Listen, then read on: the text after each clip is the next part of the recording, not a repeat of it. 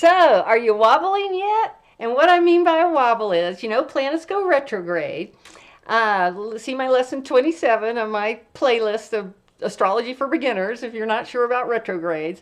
But when a planet goes retrograde and at the same time it's also going from one sign to the next, is what I'm calling the wobble. Now, I mostly referred to it with the outer planets, Uranus, Neptune, and Pluto, or generational planets, because it is super important when they change signs.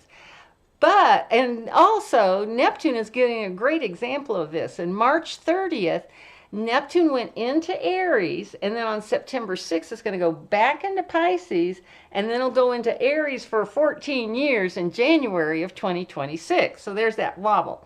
So this week, we're having it with our personal planets, Mercury, Venus, and Mars. The Sun and Moon are considered luminaries, and they don't go retrograde anyway. Okay, so all these planets are going direct. Mercury went direct on April 7th. Venus is going direct on April 12th. Hopefully tomorrow. Hopefully get this published on Friday. And Venus will be back in Aries on May 1st. Okay. So all the planets are going to be direct now until May 4th. So this is your time. Buy your expensive stuff, sign your contracts, go on a vacation, all that kind of good stuff. Now coming up this week, besides all that, we've got Mercury is going to go into Aries on April 16th. That's Wednesday coming up, and that's Aries is cardinal fire. And then Mars will go into Leo, fixed Earth, on April 18th. And then the Sun goes into Taurus, fixed Earth, on April 19th. So now, whenever you're hearing me say fixed, fixed, fixed, what does that mean? Pop quiz. That means there's a square and an opposition between those, right? Okay. So anyway, we will be talking more and more about this in the extended version, and I hope you guys had a great week, and I hope I see you there. Bye! Welcome back to the Magical Mystery School and the extended version of the personal wobble. And thank you so much for everybody who's been subscribing and all that kind of stuff. And feel free to ask questions in the comments. And I would be curious to know what you think about when I put the short at the front of this, the short versus the expanded. Do you like them stuck together? I guess I figure I do it for two reasons. One, if somebody just does not have time, but you gotta have at least 3 minutes, right? They can look at that and at least know what's going on for the week. And the other reason is I don't think if you hit the bell notification, it tells you about shorts. So one of the viewers wanted me to figure out some way so that he could see the shorts by using the bell. So anyway, that's another reason I put them together. So anyway, let's review. Oh my goodness. Last weekend was crazy. First off, there was the protest, right? Because remember, last weekend was all that Saturn, Mars, Uranus, Venus, and even Mercury lurking around doing all these sextiles and trions and stuff like that. So that demonstration was great. It really allowed people, like-minded people, to get together and make a statement, right? And I was thinking by Tuesday, and of course then, with all the shenanigans that the orange one performed for us. The stock market was going woo, woo, woo, and everybody's going crazy with their financial advisors and stuff like that. So that was going on all weekend too. And remember I said that on Tuesday, Venus was going to sextile Uranus, and I thought, this guy is so flighty. I mean, he is a Gemini, mutable air. Beep, beep, beep, beep, beep, beep. That he might put a pause or remove step back from the tariffs or whatever. Well, I went to bed Tuesday night and went, I guess I didn't. I guess I'm not a very good astrologer. I didn't know what I was talking about. No. But Wednesday, he did it. So that's pretty cool, huh? Okay. Now, the other things I want to review and mention is that tomorrow is the full moon in Libra at 23 degrees. And this is Libra's all about relationships, and you'll be able to see them much more clearly, and people will be able to see you much more clearly too. And I did want to mention, because last time there was a Venus Mars trine, I was talking about, when you go out and do things with your honey and stuff like that. And I got to thinking, you know, a lot of people watching this probably don't have honeys. I don't. I'm a single person. But so just remember that Venus, that Mars, that feminine, that masculine, we're really talking about what's going on inside of you, not out there. It's a reflection of that. I mean, the outside is just a reflection of what's going on inside. So just remember that that was a good day too, to just have a good time with yourself, basically. And also when I do say relationship, of course, the first thing we think of is our love relationships, but it can also be family members, siblings, parents, children, work colleagues, neighbors, anybody that, you know, the person that's checking you out in the grocery line, all those people you have a relationship with too on some level. So anyway, I think to talk about the future, I'm going to put you on pause and we'll look at the wheel.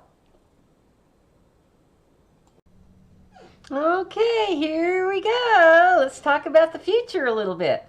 Okay, so on April 16th, we are going, that's Wednesday next week, we are going to have Mercury go from Pisces into Aries. All right. And now Mercury's been here before. This is that wobble going back and forth. And here, let me just show you this so we can kind of get a good review here going. Here's this is Venus and Mercury have been retrograde kind of in tandem here. So you can see Venus went into Mars. Mars rules Aries, that's why I do that. Into Aries, over that 0 degrees Aries on February 6th. Then Mercury did it on March 3rd. Then Mercury went retrograde at 10 degrees Aries. And notice Venus went retrograde at 10 degrees Aries also. Then we have the Sun go into Aries March 20th. And then retrograde Venus went back into Pisces. And to get into Pisces, she had to go over 0 Aries. And the same with Mercury. Then Neptune, who was direct, went into Aries on March 30th. Now we're getting up to present day. And there's that Mercury going direct in Pisces on April 7th. Venus going direct. Hopefully I'll get this published on the 11th, the 12th in Pisces. And then they both go into Aries.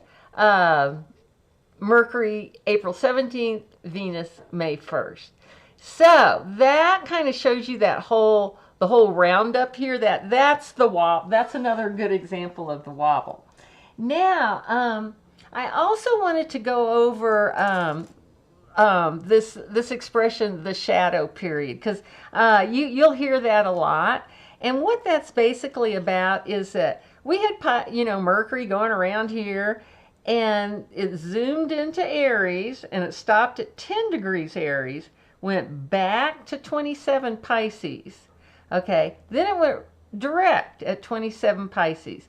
Now, that direct motion, you might, right off the bat, you might think, oh, okay, it's direct now, I can go for it. Well, that shadow is kind of like that momentum I've been talking about.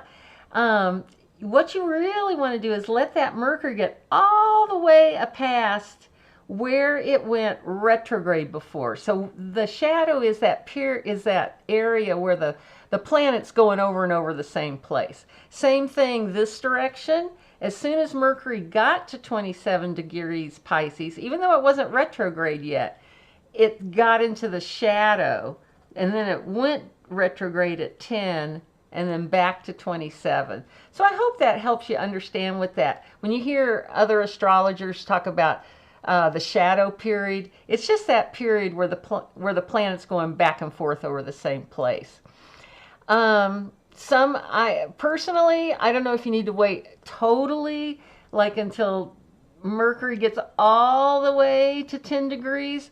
I do feel that there is a good week or 10 days there where like the planet's getting that momentum going.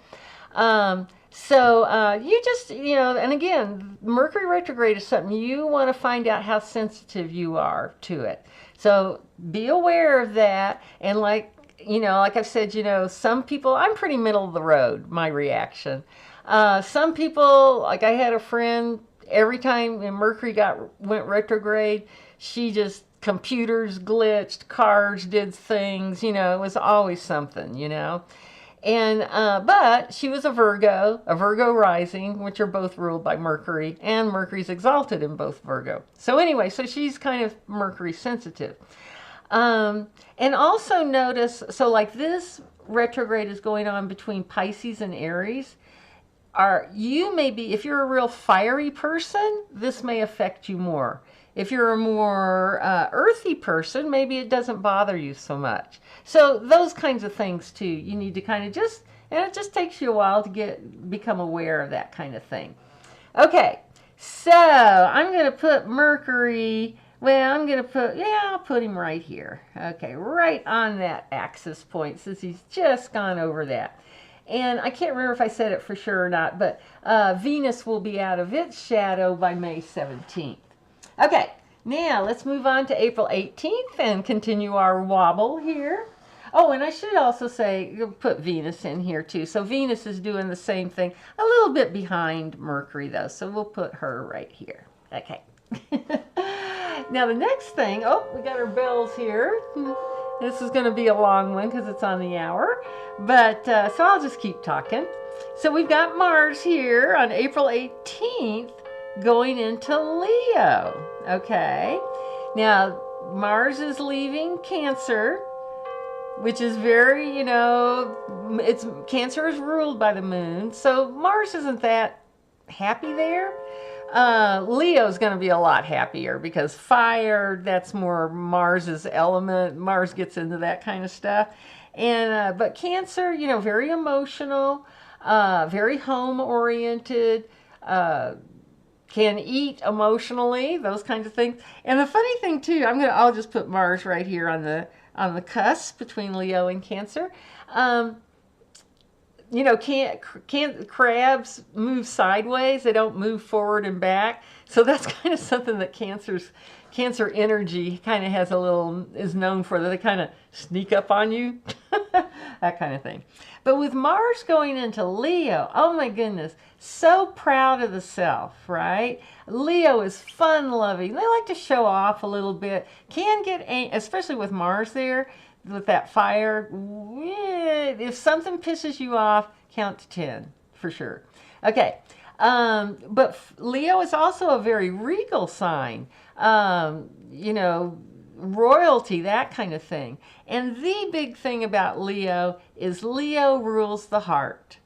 So Leo is big-hearted, loves, giving, courageous. You really can't ask for a better friend than a Leo, that's for sure. And just to let you know, so Leo, Mars went back and forth there over Leo, it got all the way up to 6 degrees Leo, and then went back into Cancer, and now it's back into Leo again. And it will get out of its shadow on, what did I say, May 4th. Okay. And it went direct on February 23rd at 17 degrees Cancer. Okay. And then remember that we've got Neptune, right? Neptune just went into Aries on March 30th. So I'm going to put him right on that axis point too. And we also have Pluto, remember, at 4 degrees Aquarius right about now. Okay, so still right at the beginning of Aquarius. And so just like I said with Pluto, any planet that changes signs, even, you know, you need to be aware, how is that sign affecting Neptune and Pluto? Okay, now Neptune, because as soon as Mars goes into Leo, okay, Leo's fixed fire, Aries is cardinal fire, so they're both fire. So what kind of aspect is both fires? It's an easy flowing trine, okay? So we're going to have this on April 19th. And then we want to be aware of, since Pluto's right there at the beginning of Aquarius, Leo and Aquarius fixed, right? But they're opposing each other. Now, this is a big heavy duty one, but we'll talk about it in detail next week.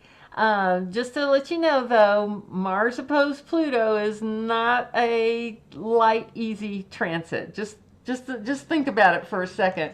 We've got Mars, which is our tower card, right? Everything blowing up. And then Pluto is our judgment card, where we get knocked out of our three-dimensional coffins and stand up, and we get our wake-up call for sure with Gabriel's horn here. So, like I said, we'll talk about that. That's coming up next week, though.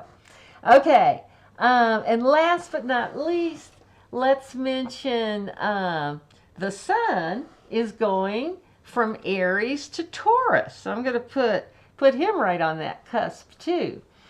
And this is really going to calm us down, because Aries is ruled by Mars, Taurus is ruled by Venus. So here, Aries, our sun energy, has just been kind of, it's assertive, can be aggressive, obvious, hopefully honest. With the way things are these days, I think it's just so obvious what they're doing. They are being honest.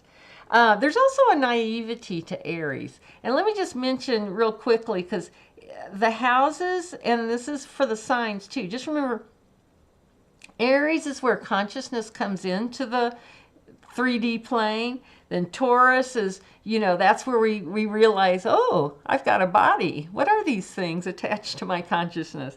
Gemini is where we figure out we've got siblings and friends, and it's like, who are these people who are punching me all the time? Can you tell I was the youngest of 4? Cancer, oh yeah, I do have this family. Leo, oh, I can go outside and play with my family and friends and stuff. Virgo, and get everything organized.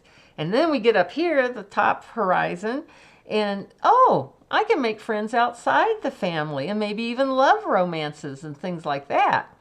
Scorpio, this is intense love romances and dealing with, our salaries, our incomes and money and things like that. Sag, hey, let's really get out and go. Let's go travel abroad. Let's really get out of out of town, right? Capricorn is our career. It's what we're going to make for our big money. Whereas Taurus is just our jobs, what we do, those kinds of things. Aquarius, we can start caring about other people because we've got our own personal stuff more handled. And then finally, like I said, with Pisces, we've got 1 foot in this world and 1 foot in the next world, whatever that may be. Okay. You know what? I think I'm going to go ahead and just leave that Leo card sitting there so you guys can see that. Okay. So sorry, I hope I didn't get too distracted there. Because the term for Aries is I am, where Taurus it's I have. So Taurus is known for its desire for beauty, security, patient. It loves comfort and luxury. Now, I'm a Taurus rising, so I can say this. Taurus can be a little lazy. They can get stuck on the couch. I'm pointing to my couch over here. Okay. They can overindulge a little time, eat a little, drink a little, whatever, too much. And with Taurus, this is a financial house. We can be a little bit maybe too financially conscious. But anyway, okay. So I think I've pretty much hit the main things for coming up this week. And, and like, there's lots of other things going on. I'm just showing you, I'm just trying to pick out the 1, 2, or 3 things that I think are the most important to help you navigate your week. And, last week, maybe there were some big trances with that Uranus I'm thinking of. So just remember, just enjoy the week, and hopefully this will give you a few little tips to watch out and to keep moving forward. Okay, everybody. Bye. See you next time.